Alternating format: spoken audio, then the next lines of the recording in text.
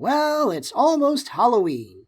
October, the spookiest month in the spookiest year in recent memory. And since it's been almost 9 months since my last review on this channel, I guess it behooves me to shit out a quick Halloween special to make up for all that lost time. Hey, cut me some slack, I'm still new to this YouTuber business. And 2020 hasn't exactly been an easy year on any of us. Even for us here in hell. But with all that said, I think I've got just the thing for this macabre season.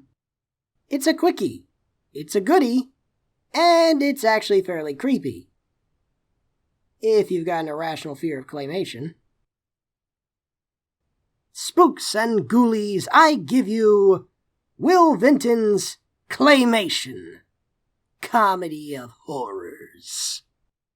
But tonight, their laughter stops and mine begins! First aired in that long-forgotten year of 1991, Comedy of Horrors was a stop-motion animated Halloween special produced by Will Vinton Studios. The 3-minute short first graced the eyes of American viewers when it was broadcast on CBS during the bone-chilling month of May. Wait, seriously? I've heard of Christmas in July, but that's just silly. Anyway, to get back on topic, the special follows the self-serving exploits of a greedy little swine named Wilshire Pig and his spineless friend, Sheldon the Snail. Well, I say friend, but according to the Wikipedia, he's actually supposed to be Wilshire's employee. Which makes sense, because even if these two are friends, they're friends in the same way that Bugs and Daffy are friends. It's mine, you understand? Mine! All mine! Get back in there! Down, down, down! Go, go, go! Mine, mine, mine!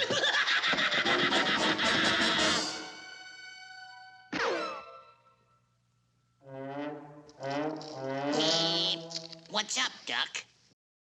After another Wilshire's money-making schemes blows sky high, the two stumble upon the discarded diary of the infamous Victor Frankenswine, from which they learn about his all-powerful monster that Wilshire immediately decides he wants for his own.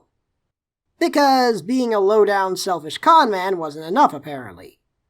Now he's looking to upgrade to the role of supervillain.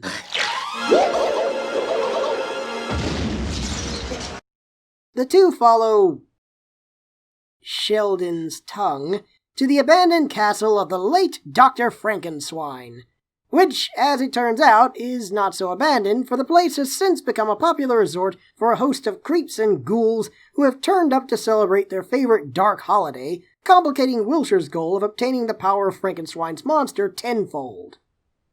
And thus, hilarious hijinks ensue.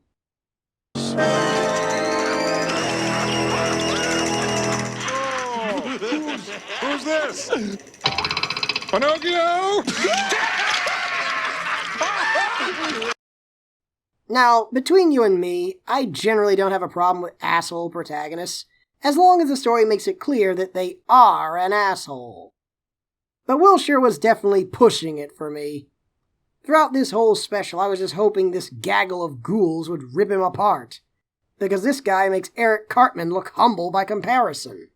Look, pea-brain, the point of amusement rides is not amusement. The point of amusement rides is making money. No one gets the best of Wilshire Pig, alive or undead. When I'm through with these goofballs, they're gonna be begging me for mercy. And so will you, slime boy, if you don't open sesame right now. Which, upon closer inspection, might be because Cartman is typically punished for his bullshit in some form or fashion, whereas very little actually happens to Wilshire throughout this picture.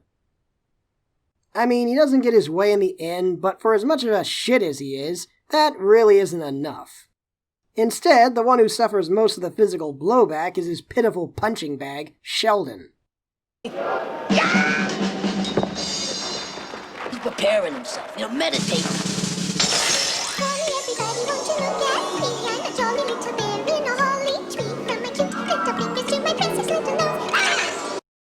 If only this special had ended with this happening to him. I think that would have been an appropriately adequate and fitting end to this horrid excuse for a character. Funny enough, after watching this special again, I couldn't help but notice a few uncanny parallels to 3 other animated features. Firstly, to continue the earlier topic about Wilshire being a shit, the relationship between him and his 2 employee friends reminds me a little bit of Ed, Edd and Eddy.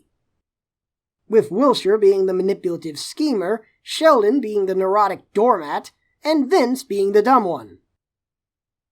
I think, since Vince is only in this feature for a sum of nearly 3 minutes total, give or take. But then again, this special came out a whole 8 years before Ed and Eddy would even air, so that comparison is little more than a paper-thin coincidence. What's less of a coincidence, however, is its vague similarity to Hotel Transylvania. But grand exalted master of exuberant awesomeness, cloaked critic, I hear you saying, Hotel Transylvania came out 13 years after Ed, Edd and Eddy. Well, you're right. But since Hotel Transylvania is practically a remake of Mad Monster Party, albeit indirectly, it wouldn't be unfair to say that the latter was likely an inspiration for both. Or the similarities could all simply be mere happenstance, and I'm just pulling shit out of my ass. Either way, it makes this video longer. So, what more is there to say? Wilshire and Sheldon eventually find the monster, discover the real secret that Dr. Frankenstein had been working on before becoming steamed hams, and just when it seemed like Wilshire was on top of the world, Lady Luck's wicked stepsister swooped in to humble his porky ass right back down to earth. Is this special any good?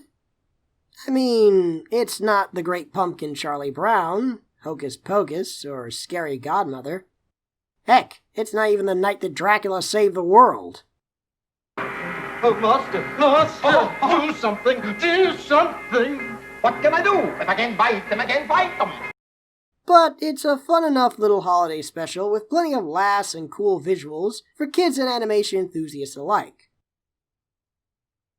Just so long as you're not one of those people who gets freaked out by stop motion.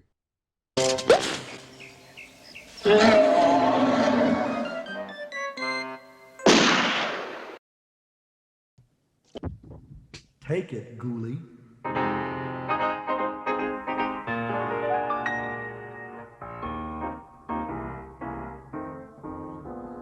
They're drenched in blood or caked with mud.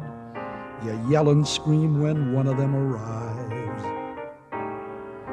There is no denying monsters lead such interesting lives.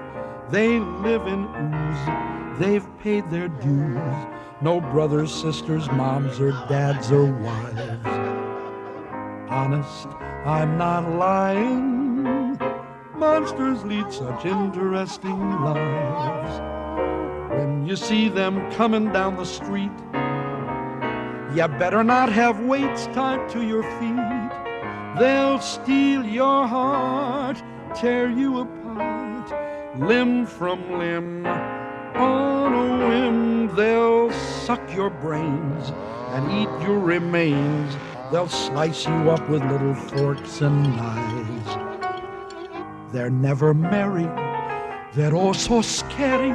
Monsters lead such interesting lives. They're independent fellas, they don't live 9 to 5. Monsters lead such interesting lives.